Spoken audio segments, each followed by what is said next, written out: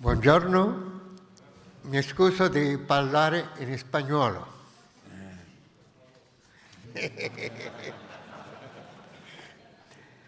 El título de mi exposición es Iglesia y discernimiento espiritual en una edad secular y un mundo global.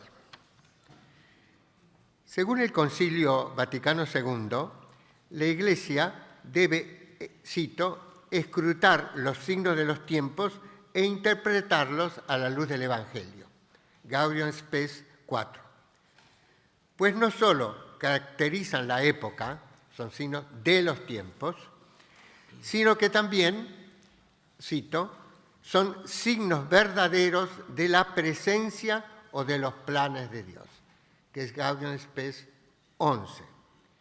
Pues bien, en esta edad secular y en este mundo globalizado, tal discernimiento espiritual puede y debe ser compartido por todos los hombres y mujeres de buena voluntad, sean o no creyentes.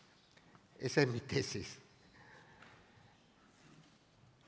Pues para la Iglesia, sigue siendo válida la lectura evangélica de dichos signos de acuerdo con la tradición del sentir y discernir espirituales. Pero el núcleo radicalmente humano y religioso de esa experiencia puede ser compartido por toda persona de buena voluntad. Yo he escrito un libro publicado en Barcelona y Ciudad de México, Discernimiento filosófico de la acción y pasión históricas. Y bueno, ya acá voy a hacer un pequeño resumen. Interesante es que Jean Ladrier, el filósofo belga, fue el que me dijo, usted lo que está buscando es una interpretación, una nueva filosofía de la historia, en el sentido de una filosofía de la acción histórica. Y según mi experiencia latinoamericana, no hay que tomar solo la acción histórica, sino también la pasión histórica, la pasión de las víctimas en la historia. Bueno, para la Iglesia sigue siendo válida esa lectura a la luz de la palabra de Dios. Ese núcleo, ya lo dije, puede ser compartido por todos.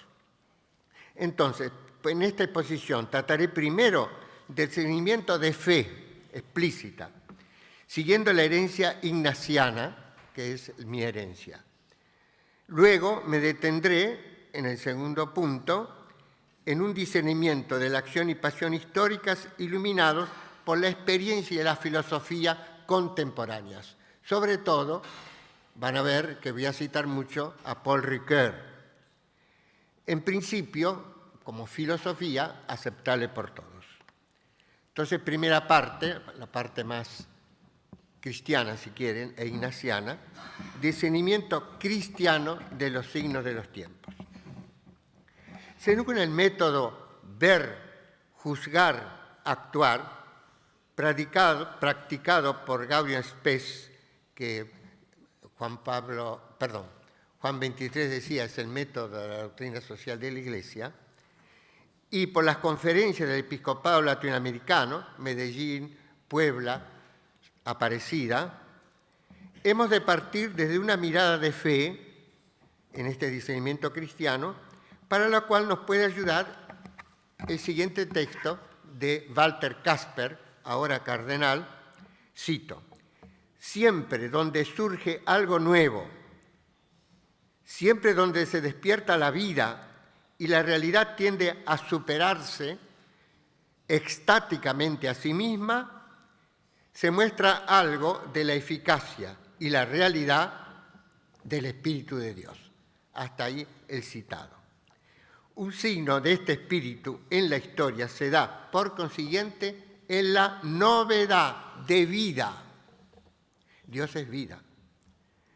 Sobre todo si emerge inexplicablemente en la autosuperación de lo fáctico, en un más que acaece con una sobreabundancia inesperada, no deducible de lo anterior. Se da, acontece. Según la terminología de Marión, podemos decir es un fenómeno saturado.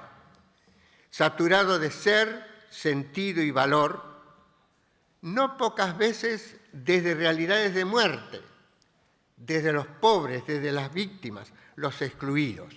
Ahí emerge sobreabundancia de vida, es un signo de que el Espíritu de Dios obra en este lugar o en esas personas.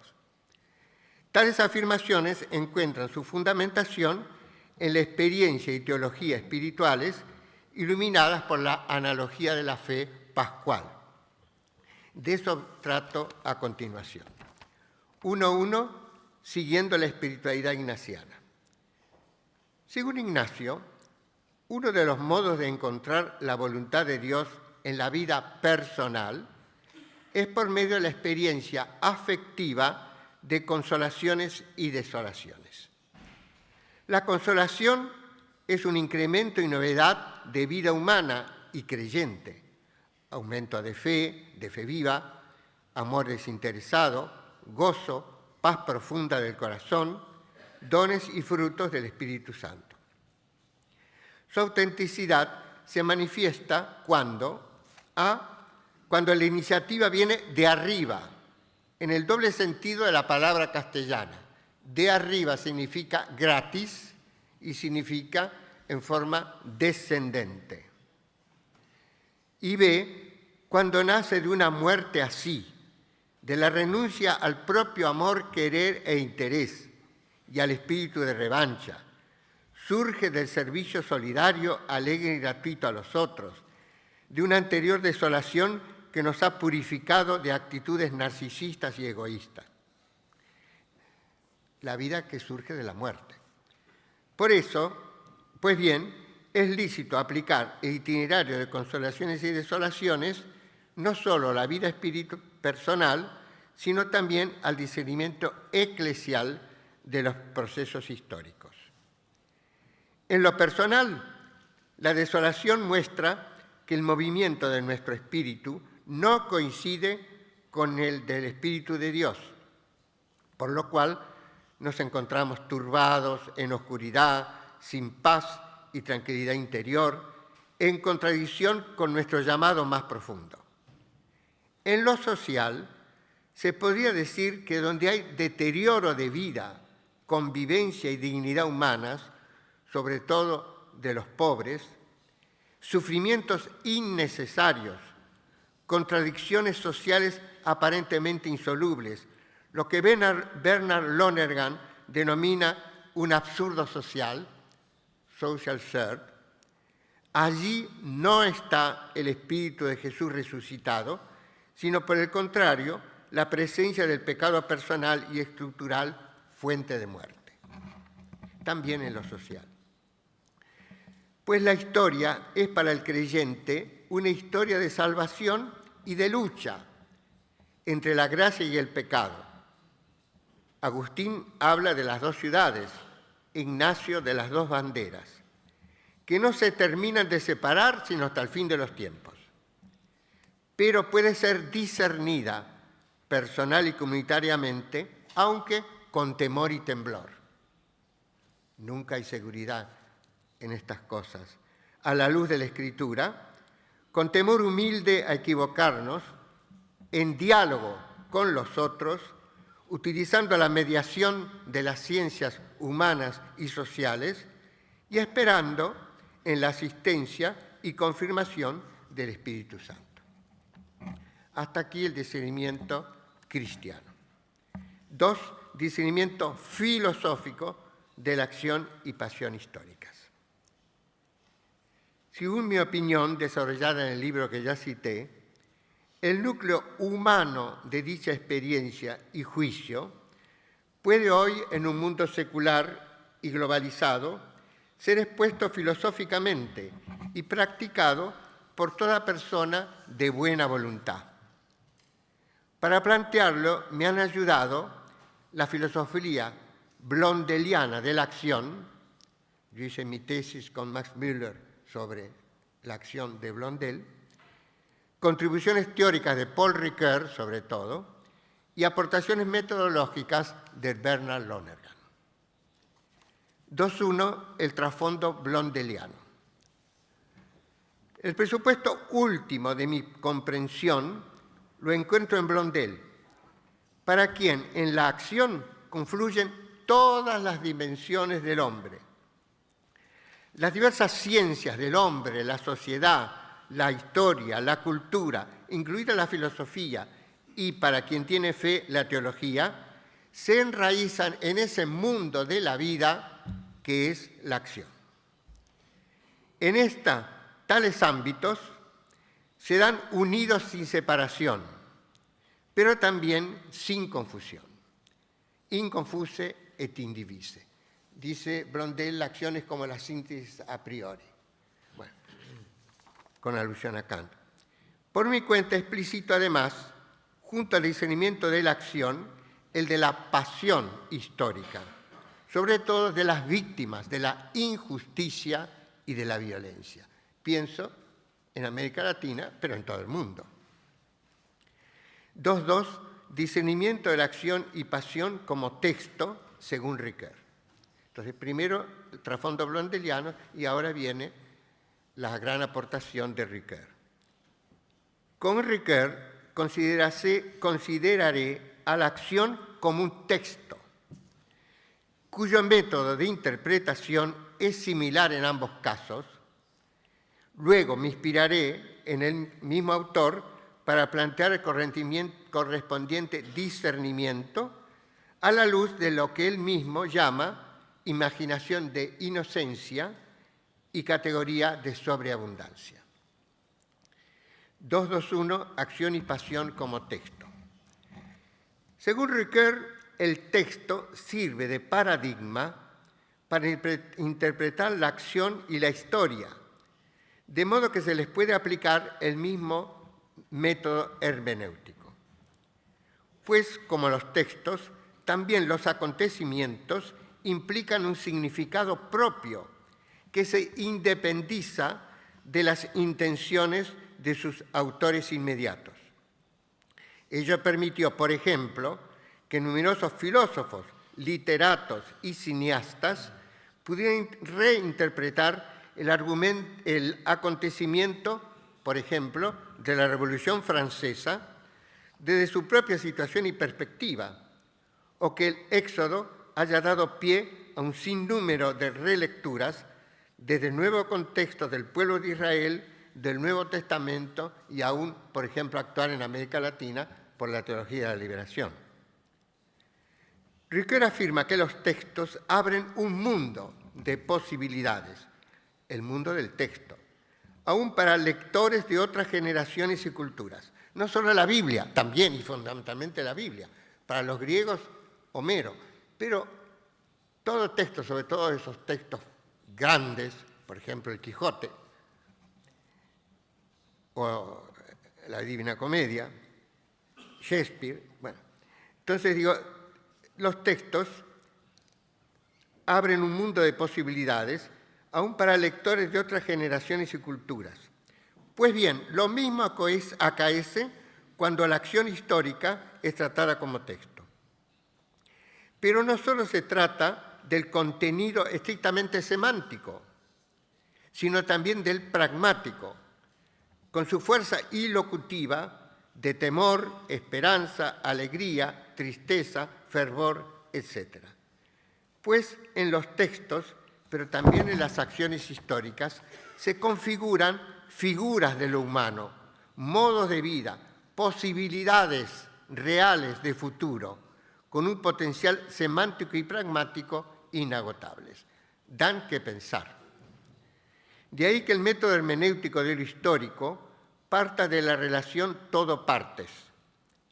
Se comienza con una conjetura que privilegia ciertas partes en una provisoria comprensión del todo. Luego, aunque no hay un método para plantear conjeturas, sí lo hay para validarlas o no, mediante análisis y explicaciones más o menos científicas, hasta que se logra una comprensión satisfactoria. Ricoeur compara esta tarea con la del juez de instrucción, quien, mediante datos, signos e indicios, puede llegar a rechazar alguna interpretación como imposible, calibrar el más o el menos de probabilidad de otras interpretaciones y aún llegar a una certeza moral acerca de alguna. Por otro lado, en los ámbitos de lo humano, no solo hay que atender a lo que objetivamente se interpreta, sino también a la actitud radical, subjetiva del intérprete. Porque según dice Bernard Lonergan, después de los maestros de la sospecha, Marx, Freud, Nietzsche, yo pongo a San Ignacio también entre los maestros de la sospecha por su regla de discernimiento, pero eso va entre paréntesis. Después de los maestros de la sospecha, dice Lonergan, no podemos hoy suponer la autenticidad del intérprete, es decir, del científico. Ya Aristóteles, en la Ética Nicómaco, afirmaba que en cuestiones prácticas, es decir, cuestiones de ética y política, el apetito recto es conditio sine qua non del conocimiento verdadero, pues este puede ser distorsionado ideológicamente por afecciones no rectas. Ignacio de Loyola habla de las afecciones desordenadas, pero ya Aristóteles, pagano, hablaba del apetito recto y del apetito, por lo tanto, no recto. Por eso subraya Lonergan la importancia de lo que él mismo llama la conversión afectiva para el método de las ciencias humanas, las ciencias de la historia, la sociedad, la cultura, la religión, etc., así como de la filosofía y la teología, en cuanto tienen que ver con el mundo del significado y del valor. Dice, el mundo del significado y del valor necesita que el intérprete, el científico, diríamos en cristiano, sea puro de corazón, es decir, esté libre de apetitos no rectos que lo lleven a sesgar. Bias es la palabra en inglés que toma Lonergan, sesgar en castellano su mirada y dejar de ver experiencias, equivocarse en sus juicios, tener comprensiones, insights no rectos, etc. 2.2.2. Hasta aquí entonces que, según Ricoeur, las acciones históricas pueden ser interpretadas como textos. Interpretadas. Ahora vamos a pasar a que además pueden ser discernidas. La imaginación de inocencia y la categoría de sobreabundancia. En su obra El hombre lábil, Ricoeur menciona tres pasiones humanas, las del poder, del tener y del valer, que se relacionan respectivamente con la política, la economía y la cultura. Aunque dada la afabilidad humana tienden a desordenarse, sin embargo de suyo son neutras. Aún más, pueden y deben dar la base afectiva a las virtudes. De ahí que para juzgar su desorden, distinguirlo de lo neutro de la pasión misma y orientarlas o reorientarlas hacia su respectivo bien de orden, el mismo autor propone lo que él llama la imaginación de inocencia. Pues a la luz de esta se puede efectuar un atento discernimiento de las actitudes afectivas, tanto personales como sociales. A mí me llamó la atención, cuando leía esto de Ricoeur, que tiene un paralelismo con lo que hace Ignacio de Loyola en los ejercicios espirituales. Porque discernimos los afectos de nuestro corazón a la luz de las actitudes de Cristo, de la Virgen, de los santos, corresponde a una imaginación de inocencia. Claro, nosotros pensamos, Cristo real, histórico, tuvo esta actitud, sientan en ustedes lo que sentía Cristo Jesús, bueno, pero a nivel filosófico es lo que Ricoeur llama la imaginación de inocencia, cuando él habla de las tres pasiones fundamentales humanas y su discernimiento. Pues bien, entonces digo acá, según mi opinión, esa propuesta sirve de paralelo filosófico a la teológico-espiritual de Ignacio, cuando nos enseña a examinar y discernir los movimientos afectivos que nos provoca subjetivamente la contemplación objetiva de la vida, acción y pasión de Cristo como modelo de afectividad recta, de virtud y de inocencia. Tal discernimiento no solamente se puede dar en forma contrafáctica ante el desorden moral y o el decaimiento cultural y aún el absurdo social, sino también en forma positiva cuando a la luz de la imaginación de inocencia se descubren en la acción y pasión históricas gérmenes de mayor humanidad, posibilidades reales de mayor humanización, un plus emergente de más vida y libertad, de crecimiento en la justicia, la solidaridad, el respeto de la dignidad humana. Se pueden discernir ese plus aún en estructuraciones e instituciones políticas, económicas, culturales. Pedro Trigo, el teólogo venezolano, y como ya lo dije, Walter Casper, señalan como criterio positivo de discernimiento de un futuro mejor realmente posible el hecho de que emerja vida en exceso, lo dije al comienzo, sobre todo, según Trigo, si acaece en circunstancias de muerte. Pues bien, para comprenderlo, puede ayudarnos también aquí el mismo Ricoeur. Este nombra entre las categorías de la esperanza, aún en el nivel razonable de una filosofía del umbral, la categoría de sobreabundancia, la cual puede servir como criterio esperanzador de discernimiento, ya que donde abundó el pecado, sobreabundó la gracia. Esa es la categoría de sobreabundancia de Ricoeur. Esto acontece también hoy en la actual edad secular. Lo relaciono con el tema de los fenómenos saturados en Jean-Luc Marion. Yo me acuerdo que algún amigo mío me hizo el comentario, que yo ahora retomo, dice, la piedad popular en América Latina es un fenómeno saturado. Y yo creo que ciertamente lo es. Por eso luego el Papa decía a nivel teológico que es lugar teológico. Bueno, pero es otra cosa.